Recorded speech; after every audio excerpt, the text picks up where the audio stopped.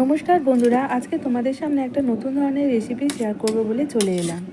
কয়েকদিন আগে আমার কাকা শ্বশুর মারা গেছে।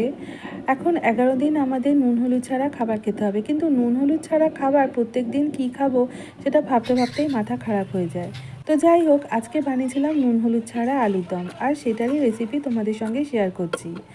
আগের দিন রাতে আমি কাবুলি ছোলা ভিজিয়ে রেখেছিলাম। সেই ভেজানো কাবুলি ছোলা আর আলু প্রেসার কুকারে একটু নুন দিয়ে সিদ্ধ করতে বসালাম।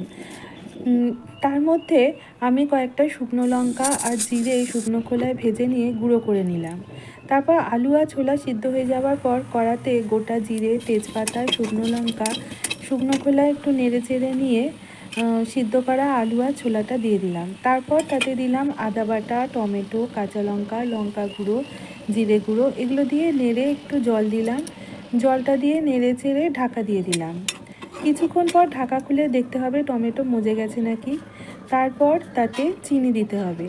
কিছুক্ষণ নাড়াচাড়া করার পরে ফুটে উঠলে গরম মশলা গুঁড়ো ছড়িয়ে নামিয়ে নিন।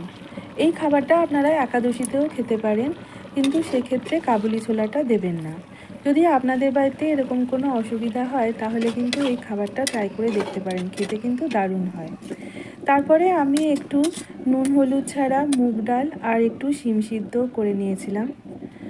তোমাদের যদি এরকম কোনো রান্না জানা থাকে তাহলে আমার সাথে শেয়ার করো। আর এরকম নুন হলুদ ছাড়া আরও কিছু খাবার চাইলে সেটাও